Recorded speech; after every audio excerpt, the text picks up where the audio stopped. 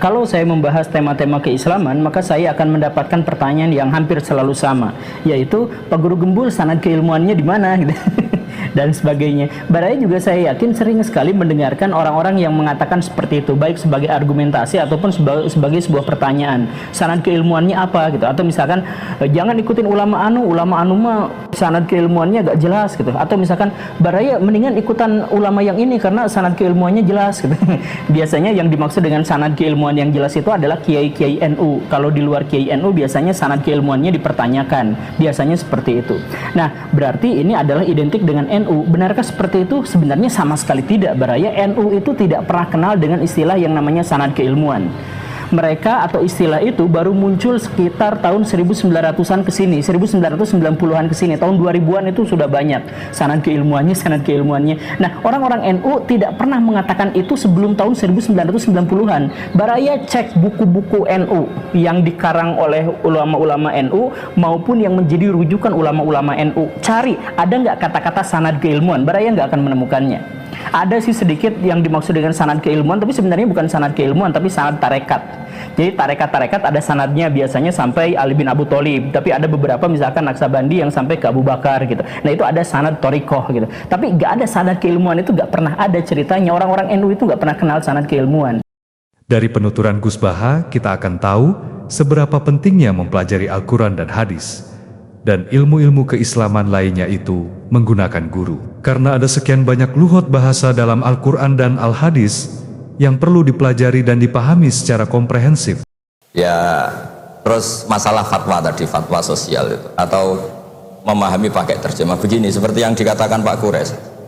Ada pegangan yang umum, kayak sidik, amanat, tabligh, fatwa. Itu memang lewat terjemah, nggak apa-apa. Tapi ada terjemah yang nggak mengganti bahasa Arab. Misalnya kata sembahyang, mungkin perasaannya orang Bali sembahyang itu apa, perasaan kita sembahyang itu apa, itu kan subjektif. Misalnya begini, ada ayat yang agak sensitif. Ketika Anda salah paham dengan istri itu wadribuhun, fahjuruhunna fil madhaji wadribuhun. Itu kan riskan betul. Maka pukullah istri kamu. Pukul itu kan konotasinya itu buruk. Tapi di semua tareh, saya bilang tidak sebagian, di semua tareh itu disebut dorban ghairu mubarrihin, mukul yang tidak melukai. Jadi orang Arab itu punya adat, kalau kecewa itu dorobu bini'al wasau. Jadi mukul itu pakai kain, pakai kacu, pakai. Nah, di Jawa kata mukul itu ya mesti kekerasan itu. Nah, yang jenis ini itu riskan kalau dari bahasa Arab pindah ke Jawa itu. Jadi ada yang riskan, ada enggak. Nah, sebab itu saya sering bilang, saya ini kan belajar tafsir insya Allah lah, khatam. Cuma saya tidak suka nulis, karena sudah ada yang nulis. Karena saya nulis tentu saja dianggap top Pak Kures, jadi tidak usah nulis lah, sudah ada. Begini, yang penting saya menghormati beliau karena nulis khatam. Pentingnya nulis itu memang khatam, mulai awal A sampai Z. Pentingnya khatam itu apa? Di situ ada dialog. Ada dialog Allah sama nabinya, sama kekasihnya, bahkan sama musuhnya. Misalnya sama musuhnya. Itu Nabi Musa masih dibilangi sama Allah, faqula lahu qawlan layyinan. Ini penting saya utarakan. Nah, suatu saat Harun Ar-Rasyid ini didatangi ustadz, mungkin ustadz yang amatir lah, masih latihan ustadz, jadi masih ekstrim itu.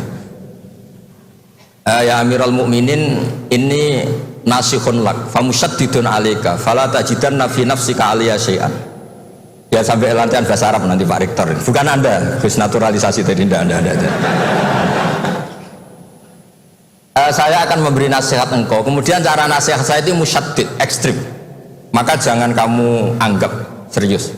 Maksudnya jangan penjarakan saya ketika saya nasihat ke kamu ini kasar. Jawabnya Harun Ar-Rasyid itu langsung bilang gini, bilang ya jahil, ini karena Arab. Orang Arab itu kalau ngomong jahil itu tidak sekasar yang kamu bayangkan, karena makanya bahasa Arab itu susah. Saya itu, ini cerita ke Pak Kures, ini curhat, bukan cerita mufti, curhat. Kiai Jawa kalau maknani wailak waihak itu ciloko kue.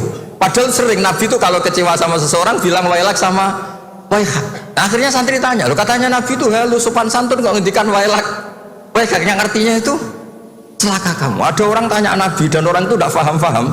Nabi ngendikan apa? Sakilat ka umuk. Cek siale mbokmu dan anak kue. Diterangkan nggak paham. Tapi sarah-sarah kayak kitab Irsyadus Sari itu bilang gini, kalimatu tarohumin wa talatufin. Ini kalimat yang orang Arab tuh merasa dekat sehingga bilang wailak weh. Tapi Kiai Jawa tetap saja maknani ciloko. Masalahnya di konteks itu yang dawuh itu Kanjeng. Nah, sing ngendikan ini orang Solo ini kan gak apa-apa. Kayak bakat gitu aja terus orang gitu. Nah, yang seperti ini nggak bisa dipindah ke terjemah. Dan itu saya teliti dari sekian tradisi. Ya tadi kayak wadribuhun. Makanya terus ulama nyusuli dorban ghairu mubarrihin. Mukul tapi tidak melukai. Karena orang Arab tuh biasa kecewa mukul pakai peci. Tapi kalau orang Jawa nggak bayang mukul. Kedua misalnya contoh mahar. Orang Arab kalau masih mahar itu banyak.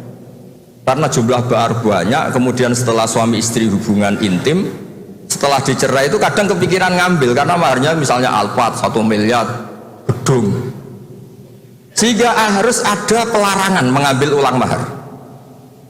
Wa in aradtum istibdala zawji makana zawji wa ataitum isdahunna qintaran fala ta'khudhu minhu syai'an atakhudunahu buhtana wa itsmam mubina. Terus wa kaifa ta'khuduna, mahar yang sudah kamu kasihkan jangan kamu tarik lagi, wong kamu sudah hubungan suami istri kok maharnya ditarik lagi, jangan. Kenapa ada kata jangan ambil lagi? Karena maharnya itu Alphard, gedung, uang 1 miliar. Dulu Pak Rektor ketika nikah itu seperangkat alat sholat gak dilarang juga gak akan diambil itu. Artinya gini, gak mungkin andikan Quran turun di Indonesia ada kata fala ta'khudhu minhu syai'ah 100.000 seperangkat alat. Saya jadi kiai itu sampai bosan karena tiap nikahkan tuh maharnya seperangkat alat sholat. Itu kalau sudah nikah 10 tahun bentuknya sudah kayak apa ya? Itu nggak usah Allah repot-repot bilang jangan ambil lagi, jangan ambil lagi. Nah, itu kondisi yang antara kita dan tradisi Arab itu beda. Dan saya belajar tafsir sampai segitunya, makanya nggak salah lah kalau saya diundang itu nggak salah. Maksud saya yang naturalisasi tadi ya tidak usah diundang gitu maksudnya. Kalau nggak memenuhi kualifikasi tafsir loh ya karena kalau nggak memenuhi kualifikasi apa tafsir. Tapi jangan terus ngundang saya terus, nggak mau juga saya gitu. Nah tadi yang pertanyaannya Pak dosen Pak Gofur tadi, nanti Pak Kores nambahin. Hukum sosial itu memang nggak pernah mengikat di semua sisi ya, karena memang patokannya itu begini. Saya ambilkan contoh di Quran ya, karena ini memang tema tafsir. Di hal-hal sosial itu kekasihnya Allah pun didhawuhi Allah begini. Wa in adri la'allahu fitnatul lakum wa mata'un lil akhirin. Wa ma adri ma yuf'alu bi wala bikum. Jadi Nabi misalnya mau perang, misalnya perang apa ini, Allah terus bilang, Muhammad kamu tenang saja, pasti menang. Enggak. Karena kalau dibilang begitu nanti kendilnya Nabi atau keberanian Nabi dikira karena ada jaminan tetap. Sehingga nyuwun sewu Nabi juga pernah mengalami perang menang di Badar, pernah mengalami kalah di Uhud. Jadi di bab-bab sosial itu memang Allah membiarkan hukum sosial yang berjalan. Sampai Ibnu Khaldun ngendikan begini, saya masih ingat betul dan itu saya pegang. Nabi sebagai Nabi itu kena aturan hukum sosial. Meskipun beliau punya mukjizat kayak apa, ketemu orang harus santun, ketemu anak kecil harus sayang, ketemu orang sepuh harus hormat.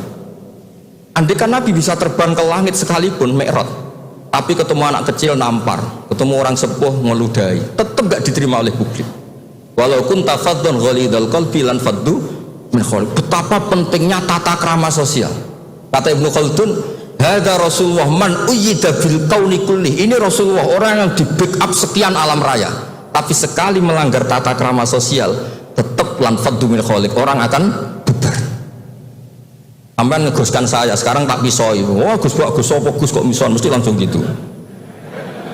Nah coba misalnya sekarang nyon sewu saya ngeludahi Pak Rektor, langsung dipecat saya. Artinya tatanan meskipun saya keramat. Makanya kata Ibnu Khaldun, hadza Rasulullah man uyyida bil kauni kulli law syaa. Ini Rasulullah orang yang bisa mengendalikan alam raya karena kekasih Allah.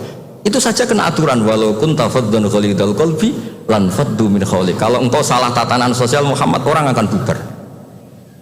Nah maksudnya gini Pak dosen, kalau tatanan sosial gini, saya pernah ditanya oleh dekan Fakultas Kedokteran pas ada diskusi dengan ya tadi orang-orang medis, misalnya begini, itu misalnya nyon sewu, tapi gak usah dijiwai, gak usah kamu udah dilupakan saja gak apa. Menyembuhkan orang koma itu baik apa tidak baik? Tapi misalnya orang ini kalau sembuh pasti bunuh lagi, pasti merkosa lagi. Terus kita gimana?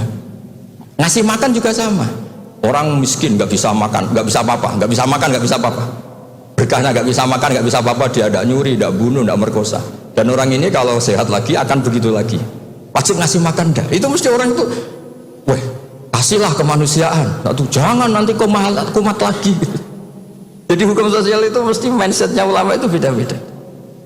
Saya sering matur ke Pak Quraisy, saya itu pernah kata santri saya pernah katanya diundang ke Malaysia juga pernah katanya diundang ke Maroko. Saya bilang sudah yang kelas-kelas internasional Pak Quraisy saya ada usah. Kenapa? Jawabnya sederhana. Nanti kalau saya sering keluar negeri, terus semua kiai seneng keluar negeri, terus saya ngulang pondok saya siapa? Terus gue iling-ilingan nak neng dunia ono kiai desa sing alim kata satu maksudnya kiai desa tapi maca kitab ya cek bener rofa nasab.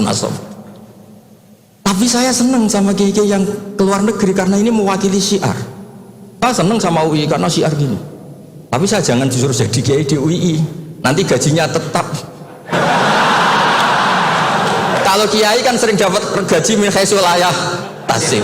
Kayaknya jumlahnya banyak saya maksudnya. Jadi yang hukum-hukum sosial tuh biarlah alam yang